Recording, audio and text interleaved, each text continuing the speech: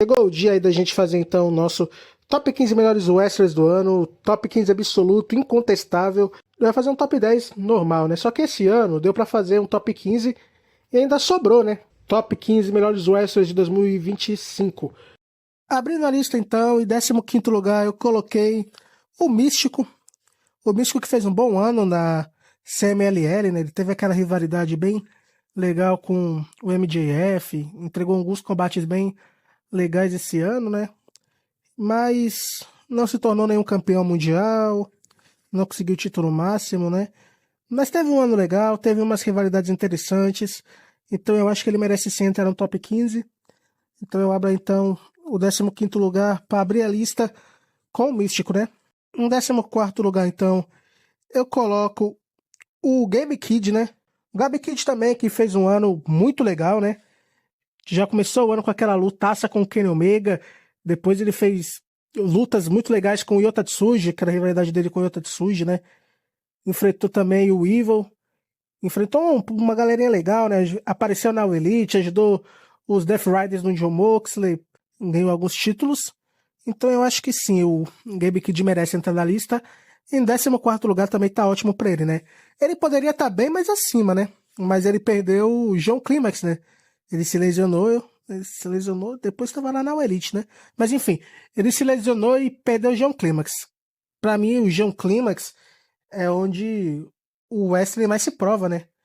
Então, como ele não passou pelo John Climax, eu não consigo colocar ele numa posição mais elevada, né? Mas tá, então. Gabi Kidd. Em 13º lugar, eu coloquei, então, o Pitbull de Pedra, Tomohiro Ishii. Cara, o que o Ishii fez esse ano foi fenomenal, né? O cara é velho, cara, 50 anos, o cara fez cada luta foda esse ano. Aquela luta contra o Taichi, a luta que ele fez contra, as duas lutas, no caso, né, que ele fez contra o Gabi Kidd foi espetacular, né, cara? Pra mim, lutas subestimadas, viu? Principalmente a primeira, que eles se enfrentam lá no show da NJPW nos Estados Unidos, né? Onde o Ishii e o Gabi Kidd terminam empatados. Cara, que luta foda. Nossa, eu amei essa luta. Tá no meu top melhores lutas do ano. E eu não vejo muita gente comentando, né? Mas pra mim foi uma luta muito boa. Então tá aí, Tomohiro Ishii em 13º lugar. Merece, viu? Tomohiro Ishii, quando parar, vai ser um dos maiores da história também, viu? Esse cara é muito foda. Em 12º lugar, então, eu coloquei o Kyle Fletcher, né? Kyle Fletcher também que fez um ano absurdo também, né? Enfrentou o Will Ospreay, enfrentou aí o Dustin Rhodes, ganhou dele, se tornou campeão, né? Foi um ano muito bom para o Protostar Kyle Fletcher, mas eu acho que o ano de verdade dele vai ser ano que vem, viu? Ano que vem ele vai estourar de vez. Eu falei a mesma coisa do Takeshita, viu? Ano passado. Eu vi um pessoal me cobrando que o Takeshita ficou fora da lista, né? Mas eu falei, ó, ano que vem o Takeshita vai estourar. E eu falei se cumpriu. Esse ano fala a mesma coisa, ano que vem vai ser o ano do Kyle Fletcher. Então tá então o Kyle Fletcher em 12º lugar, né? Ano que vem ele estoura. Pode apostar. Em 11º lugar eu coloquei então o Yota Tsuji. Yota Tsuji também que fez um ano espetacular também, né? Ganhou a New Japan Cup, ganhou o título global, enfrentou aí o Gabi Kidd, né, que foi a rivalidade dele mais marcante. É o nome aí que vem carregando a NJPW, né, o futuro, o ace que mais se consolidou até agora. Então merece sim, 11º lugar então, para o nosso querido Yota Tsuji, né. Abrindo agora o top 10 de verdade, né, em 10º lugar, o Ozawa. Por que eu coloquei o Ozawa na frente do Kyle Fletcher, né? Primeiro porque o Ozawa conseguiu o título máximo, ele conseguiu se tornar campeão mundial, e o que o Ozawa representou esse ano para Noah foi absurdo, né? O maior nome da empresa foi ele, então se ele não entra no top 10 é baixaria, né? É muito errado. Então tá aí, Ozawa abrindo então o top 10, merecido, cara. Eu fiquei um tempo decidindo entre ele e o Kyle Fletcher, mas depois eu vi que faz mais sentido ele entrar, né? Em nono lugar, então, eu coloquei o Zack Sabre Jr., né? O ex-campeão mundial da NJPW. O melhor lutador técnico do ano. Zack Sabre Jr. vem segurando a NJPW depois da saída do Okada, né? Vem sendo ele, então, um grande nome da empresa. Nada mais justo do que ficar aqui então em nono lugar, né? Então tá aí, Zack Sabre Jr. em nono lugar. Entregou lutas muito boas também esse ano, né? A mais recente foi contra o Takeshita, onde ele perdeu o título mundial. Nada mais justo do que colocar então o melhor wrestler técnico do mundo na lista. Em oitavo lugar então, eu coloquei aqui então o Aramusha, o Hiroki Goto.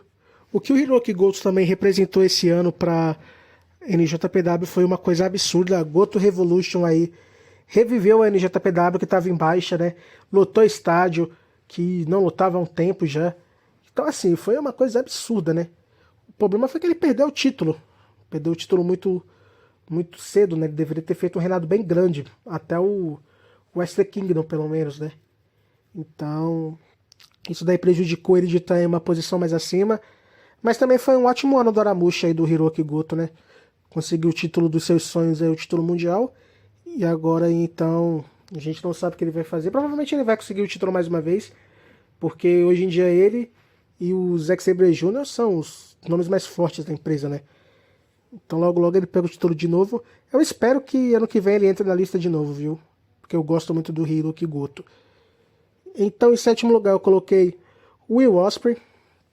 Por que o Will Ospreay ficou em sétimo lugar? Primeiro porque ele não conseguiu nenhum título de expressão, né, um título máximo esse ano, mas entregou várias lutas boas também, hein? Eu acho que o MVP de luta hoje só pede pro Takeshita, né? Porque o Takeshita esse ano foi uma coisa absurda. Mas o Will Ospreay também, como todo ano, né? Ele vem fazendo lutas espetaculares e ele não precisa de título para entrar no top 10. O Will Ospreay ele entra simplesmente por causa das lutas que ele entrega, né? E esse ano não foi diferente, como eu já falei, entregou várias lutas excelentes aí, rivalidades boas também, nada mais justo do que tá na lista.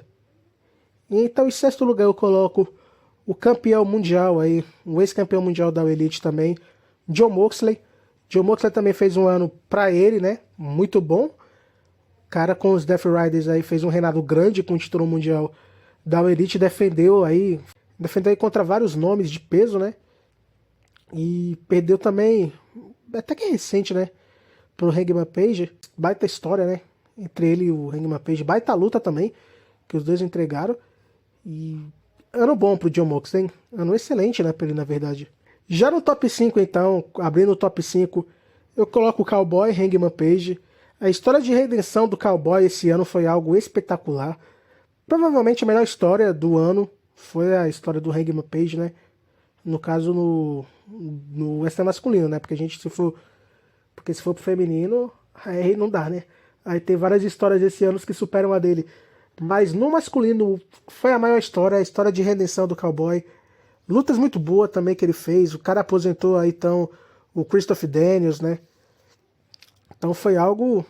Aquela luta que ele teve também contra o Will Ospreay, né? Na final do torneio também foi algo muito bom. Foi uma lutaça do caramba. Hangman Page, campeão mundial aí da All Elite. Nada mais justo do que estar no top 5, né? No top 4, então, eu coloco Bandido. Bandido também fez um ano espetacular, cara. Pra mim, a luta do ano é dele. A luta dele contra o Takeshita é a luta do ano, pra mim. Não tem nenhuma luta melhor do que a do Takeshita contra o Bandido. Eu realmente adorei essa luta, cara. Do Bandido contra o Takeshita. Eu vejo ela, de vez em quando me pego vendo ela de novo. Foi uma luta muito boa, né? Campeão mundial aí da Ring of Honor. Campeão de duplas aí da All Elite também, né? Fez uma luta muito boa também contra o Hechiceiro. Fez luta boa contra o Máscara Dourada recentemente.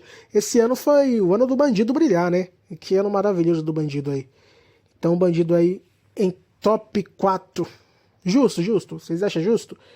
Eu fiquei entre ele e o Hangman Page, mas o Bandido entregou mais lutas melhores esse ano. Embora o Hangman Page entregou a melhor história.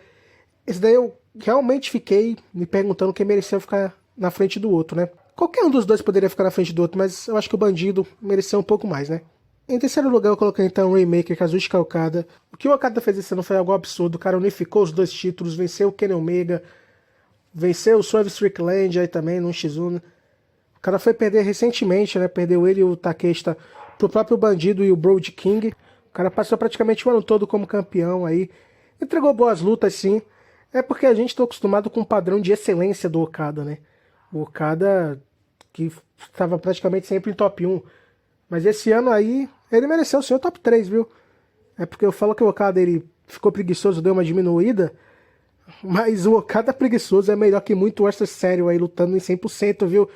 Pra vocês verem como esse cara é absurdo, né? Mas esse ano não foi um ano ruim pra ele não, cara. Eu pego no pé dele, eu falo que ele deu uma decaída, né? Eu fiz até um vídeo falando do auge da queda dele, mas ele na queda é melhor do que muito auge, viu? O Okada esse ano mereceu o top 3. O cara foi campeão o ano todo. O cara é campeão o ano todo. Venceu o Kenny Omega de novo. Unificou os títulos da All Elite, né? O Continental e Internacional aí. Merece top 3 aí. O top 2 então ficou para o Kenny Omega, né? O nosso anjo de uma asa só, o Kenny Omega aí.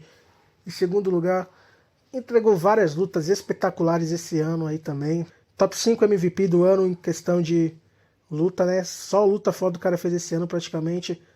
Então, Kenny Omega não precisa ficar se estendendo não, né? Kenny Omega, todo mundo já conhece, né? O Kenny Omega, o potencial do Kenny Omega, as lutas do Kenny Omega. Foi campeão aí também por um bom tempo. Fez mais uma luta contra o Okada, que embora não atendeu expectativas, fez a luta, perdeu pro Okada. E tá aí, né? Segundo lugar, então, merecido, Kenny Omega, porque é o primeiro lugar incontestável, Konosuke Takeshita, o cara que mais fez luta boa esse ano, campeão do G1 Climax, campeão do título IWGP World da NJPW, lutas espetaculares o cara fez esse ano, a luta contra o Bandido, luta contra Yota Tsuji, luta contra Konosuke Takeshita, luta contra o Will Ospreay, luta com o Okada, né? O Okada contra o Bandido e o Brody King, embora perdeu, foi outra luta espetacular.